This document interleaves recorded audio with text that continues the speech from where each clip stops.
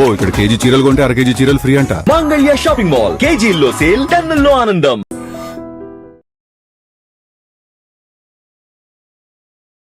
ముందుగా ప్రెస్ మిత్రులందరికీ కూడా నమస్కారం. ఈరోజు గాంధీ భవన్ లో మా టీపీసీసీ అధ్యక్షుల నేతృత్వంలో ప్రజావాణి అనేది కండక్ట్ చేస్తున్నాము.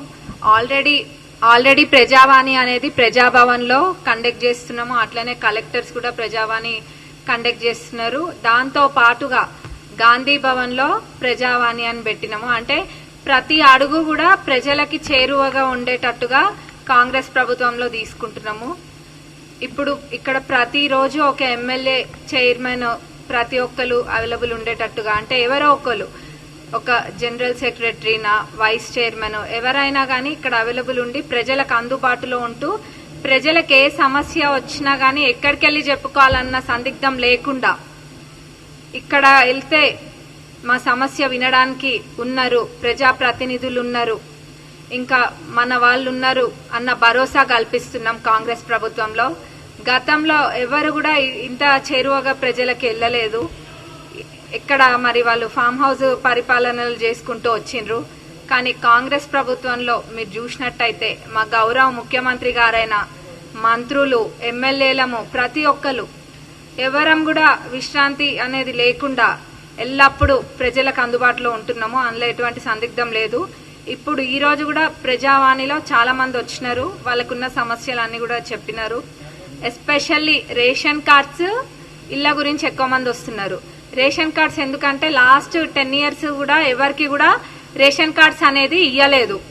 ఎంతసేపు ఎక్కడైతే బై ఎలక్షన్స్ వచ్చినాయో అక్కడ అంటే వాళ్ళ జనాలను ఒక ఓట్ బ్యాంక్ లెక్క చూసినారు అంతే.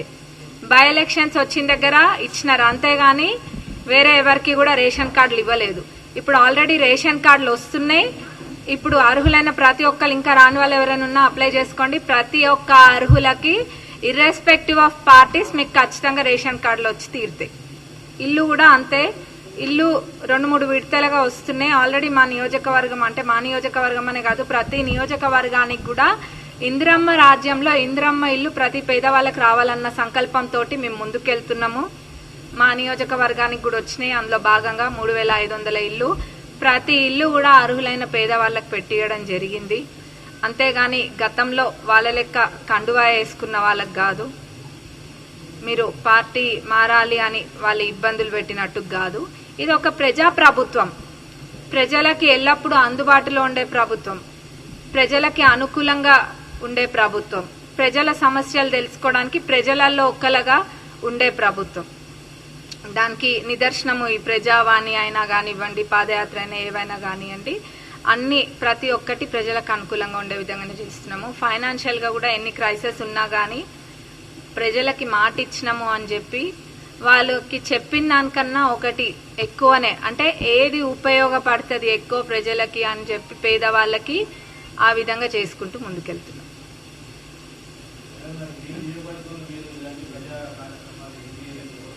మా నియోజకవర్గంలో నేను ఎమ్మెల్యే యశస్విని పల్లబాట అని చెప్పి ప్రతి ఊరికి అధికారులందరినీ తీసుకొని గల్లీ గల్లీ, వాడా వాడా, ప్రతి మురికి కాల్వ, కుంట అన్ని కూడా తిరుగుతా. నేను అక్కడ ఇక్కడ అని కాదు, ఎవరో చూడాలనో షోప్ టప్కో తిరిగేదాన్ని కాదు. నేను ప్రజల సమస్య తీరే విధంగా నేను తిరుగుతా. నేను ఆల్రెడీ ఆ కార్యక్రమం మా నియోజకవర్గంలో మొదలు పెట్టిన 13 ఊర్లు అట్లా కూడా తిరగడం జరిగింది. ఏంటంటే ఏదో షోప్ టప్ కాదు, వెళ్తే అక్కడ ప్రతి చిన్న మురికి కాల్వ నుంచి మొదలు పెడితే ఇంటి సమస్య దాకా అన్ని తెలుసుకొని వస్తా. ఊరికి పోతే అట్లా పోతా.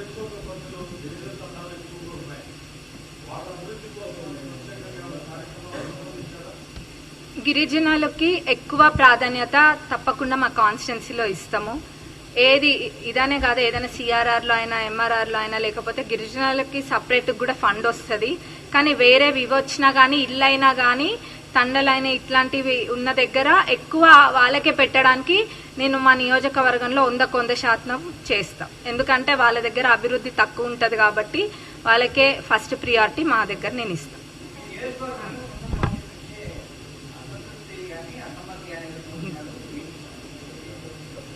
అసంతృప్తి లేదు, ఇంకేదో తృప్తి లేదు. అందరి తృప్తి కోసం వాళ్ళు అట్లా మాట్లాడుకుంటారు అంతే. దాని గురించి ఏముంటదండి. ఇప్పుడు ఏదో రాజకీయంగా ఎత్తులు జిత్తులు అట్లాంటివి చేసేనికి కూడా నాకు రాదు. డెవలప్మెంట్ గురించి నేను మాట్లాడతా, ప్రజలకు ఏమైనా సమస్య ఉంటే నేను చూస్తా, అది నా అజెండా. అంతేగాని ఎవరో ఏదో అనుకుంటున్నారు, ఎవరికో ఏదో కడుపు మంట వచ్చింది వాళ్ళకి అన్నది నాకు అనవసరం. మా పార్టీ ప్రతి కాంగ్రెస్ కార్యకర్తని కంటికి రెప్పలెక్క కాపాడుకుంటాం. వాళ్ళ మనసులో ఎవరికైనా చెడు ఉద్దేశం ఉన్నా గానీ, నన్ను ఎవరైనా తిట్టినా గానీ నా ఎదురుగాకి వస్తే అన్న బాగున్నారా అని అడుగుతా.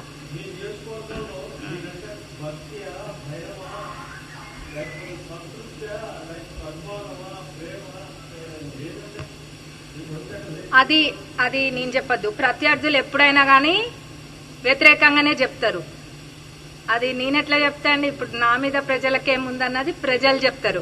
నాకు వాళ్ళ మీద ఏం ఆలోచన ఉందన్నది అడిగితే నేను చెప్పగలుగుతా.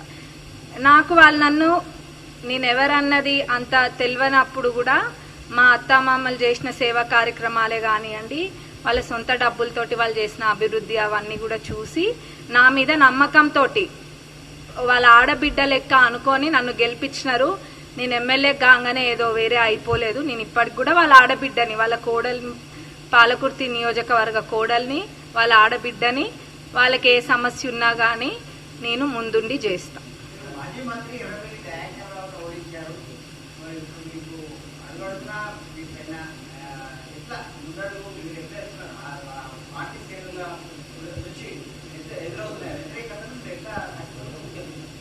అది వ్యతిరేకత అని నేను అనుకోను.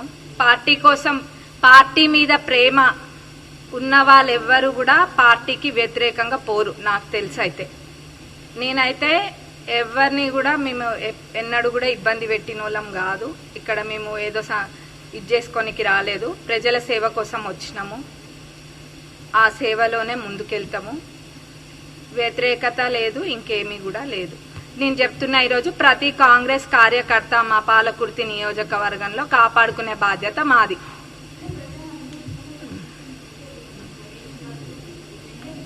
అవునండి.